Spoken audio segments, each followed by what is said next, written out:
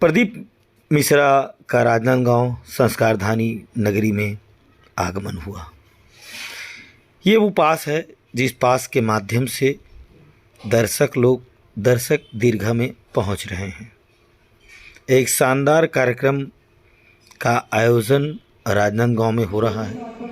भक्ति और भावना का संगम यहाँ पर दिखाई दे रहा है, मगर इस संगम में एक संगम बिजनेस का भी हो गया है, जहाँ पर संस्कारधानी नगरी राजनांदगांव में आवाज़ें उठने चालू हो गई। एक भव्य कार्यक्रम को किस तरह से सिकोड़ कर यहाँ पर प्रस्तुत किया जा रहा है। प्रदीप मिश्रा की इस छवि को राजनांदगांव संस्कारधानी के कुछ लोग धूमिल करने के लिए जा रहे हैं। एक ऐसा व्यक्तित्व जिनकी भावनाएं व्यक्त करना आसान नहीं है और लोगों के बीच में मंच में बैठकर अपने वाक्यों को अपनी श्रद्धा और भक्ति से जिस महासंग्राम में उतरकर उन्होंने नशाबंदी पर जो भाषण दिए हैं और जो पाबंदी लगा दिए हैं वो अमान्य है। और देखिए आखिर क्या कहते हैं बाबा जी।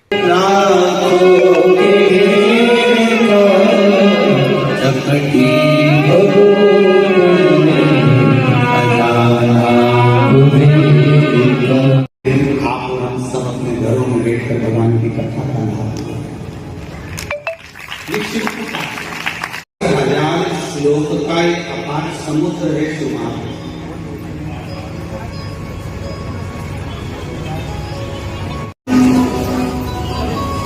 हमारे जीवन साथी पहले तो आप जितने बैठे हो ना, परमेश्वर सिन्हा जी, आशा सिन्हा जी के जजमान बने, इन्होंने शायद सोचा भी नहीं।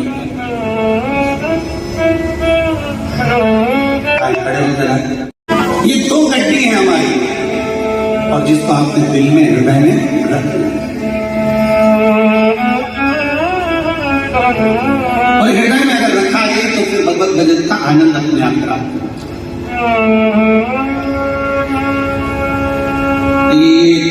इन्हें सोचा नहीं होगा और वो इस शिवरात्रि के दिन से करुणा कर देगा, कहीं हमारे पूर्वजों का पुण्य प्रबल हुआ होगा।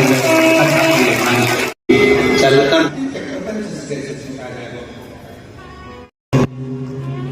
हे शंभु हे कपालक्षी हे कालाक्षी हे विनाशी, जिसको स्मरण कर मेरे भीतर के संशय मिट जाए,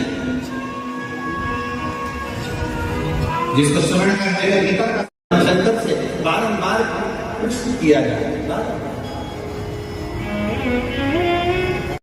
बाबा हमें ढूंढ रहे, बाबा हमको ढूंढ रहे।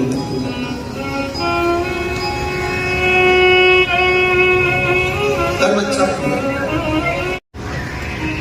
मुझे श्रवण करना है ऐसी कथा जो मेरे संशय को मिटा दे, मेरे संशय को समाप्त।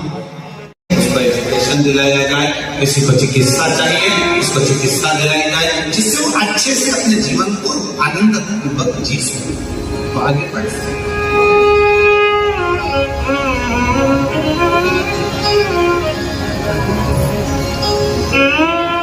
किस किसने सुनी थी बिलाई की कथा? हाथ सभी ने सुनी है।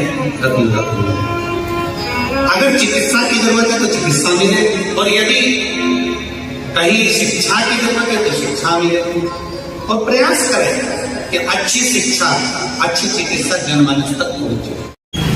पुरोहित को बुलाकर कहा गया, राजपुरोहित जी आइए और मेरी बेटी का भाग्य देखकर बताओ इसकी किस्मत क्या कर रही है। आवाज मेरी, वोट मेरी मर्जी, मैं तो भी करूंगा। अंदर बैठे बच्चे, एक दिन मां संभालेगी, 2 दिन संभालेगी, 3 दिन संभालेगी, 4 दिन संभालेगी, 5 दिन संभालेगी। दादी भाई भजन में की पूजा का सामान लेकर आओ, तुमने गलत विचार प्रकट करा और पूजा सामान दासी के हाथ, नौकरानी के हाथ, सेविका के हाथ।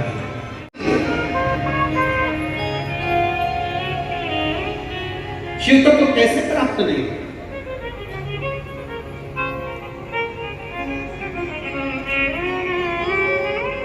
चाक चौबंद व्यवस्था के बीच में किस तरह से सुरक्षा व्यवस्था की गई है।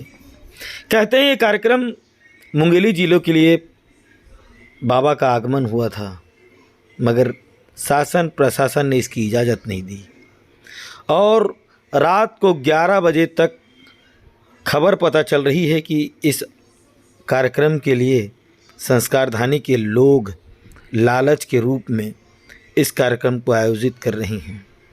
कितनी परेशानियां लोगों को हो रही है ये तो स्पष्ट पता चल रहा है। मगर जो प्रदीप मिश्रा को सुनना चाहते हैं उनकी जेबें खाली है। कहा जाता है प्रथम पंक्ति के लिए, द्वितीय पंक्ति के लिए, तीसरी पंक्ति के लिए और आम दर्शक के लिए भी पैसे की मांग की जा रही है। अर्थात 5,000, 3,000, 2,000, 1,000 जो रसूखदार हैं वो तो आपको दिखाई दे रहे हैं, मगर वो जो जनता जो भक्ति भावना में डूबी रहती है वे पास से वंचित हैं और पैसा देकर देखना नहीं चाहते हैं। आज उसी का नतीजा इस ऑडिटोरियम में साफ नज़र आ रहा है कि किस तरह से लोग बैठकर देख तो रहे हैं पैसे पर, मगर वहीं कुछ लोग इस कार्यक्रम का अंदाज़ा लगाइए देखने को लोग तरस रहे हैं। ये एक ऐसा कार्यक्रम है जहाँ पर भक्ति और भावना को रोका जा रहा है और टोका जा रहा है, जिसका नतीजा हम आपको दिखाते हैं कि इतने बड़े महान भजन के विस्तारक और जिन्होंने एक आंदोलन छोड़ी, इस आंदोलन में कितनी भीड़ नज़र आ रही है।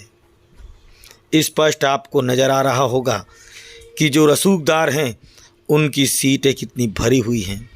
मगर आश्चर्य की बात है आपको हम वो विहंगम दृश्य दिखाने जा रहे हैं जहां दर्शक बाहर में खड़े होकर सिर्फ एक ही आवाज़ उठा रहे हैं कि प्रदीप मिश्रा का दर्शन हमें नहीं हो पा रहा है।